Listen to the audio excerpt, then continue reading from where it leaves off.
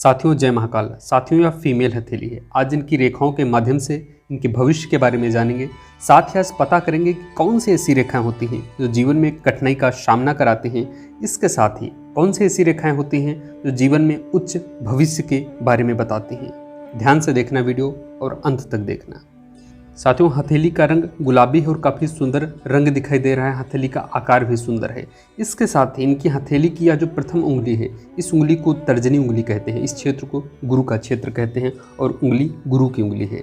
तर्जनी उंगली गुरु का नेतृत्व करती है, मस्तिष्क का नेतृत्व करती है। इसके साथ ही यह ज्ञान का नेतृत्व करती है, यह धर्म का नेतृत्व करती है, दिखाती है कि जातक धार्मिक होगा। इसके साथ ही यह दूसरों को प्रशिक्षण देने में रुचि रखता होगा।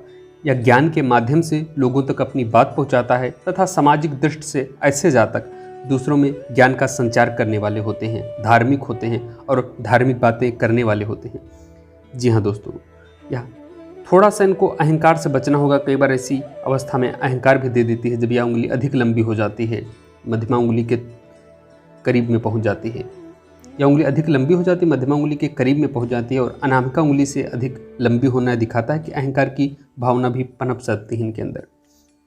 इसके साथ ही जो इनकी यह शनि की उंगली है, मध्यमा उंगली, यह उंगली भी काफ़ी सुंदर दिखाई दे रहा है। पर्वत भी ठीक ठाक दिखाई दे रहा है।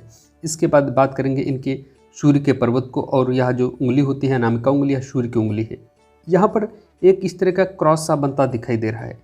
ऐसी अवस्था में थोड़ा सा कठिनाई भी देता है और पारिवारिक कष्ट भी दे देता है। कई बार हमारे मान सम्मान को ठेस पहुंचाने वाली, हमारे मान सम्मान को भी ठेस पहुंचा सकता है।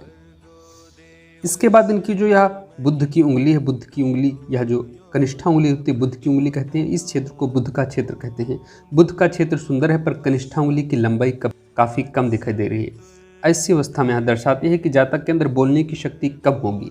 यह जो विचार करेगा थोड़ा सा सोच समझ कर, या काफ़ी कम विचार करने वाला, कम बोलने वाला, तथा इसके साथ ही अपनी बात रखने में कई बार पीछे हट सकता है। जी हाँ दोस्तों, अपनी बात दूसरों तक पहुंचाने में थोड़ा सा इन्हें कठिनाई हो सकती है। इसके साथ ही जो उनकी हृदय रेखा दिखाई दे रही है वह दो मुखी है।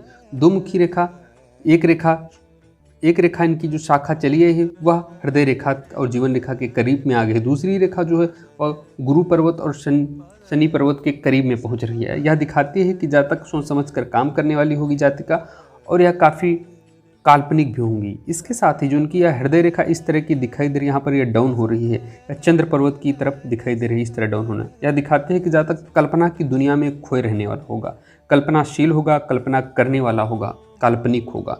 इसके साथ ही जो उनका शुक्र का पर्वत वह भी सुंदर दिखाई दे रहा है, लेकिन कुछ आड़ी रेखाएं भी नजर आ रही हैं। शुक्र का पर्वत दिखाता है कि जातक के अंदर, यह दिखाता है कि भौतिक सुख भी इनके अंदर हो, इनको भौतिक सुख की प्राप्ति होगी। इसके साथ ही अच्छा जीवन जीने वाले होंगे। थोड़ी सी इन्हें मानसिक चिंताएं भी हो सकती हैं, इस तरह की रेखाएं, इस तरह का खिंचाव होना। इसके साथ इनकी जो है जीवन रेखा इस तरह दिखाई दे रही है। जीवन रेखा पर कहीं ना कहीं दबाव पड़ रहा है। इस तरह आप देखें गौर से, दबाव पड़ रहा है। इस पर कुछ महीन रेखाएं इसे पीड़ित कर रही हैं। जब कभी महीन रेखाएं इस तरह की इसे पीड़ित करती हैं तो थोड़ा सा ऐसी अवस्था में थोड़ा सा शारीरिक कष्ट का सामना करना पड़ता है। इसके साथ इनकी भाग्य रेखा हृदय रेखा पर रुक गई और दबाव पड़ रहा है। दिखाता है कि इनको कार्य में कठिनाई होगी और कठिनाई से काम करना होगा, थोड़ा अधिक मेहनत करनी होगी।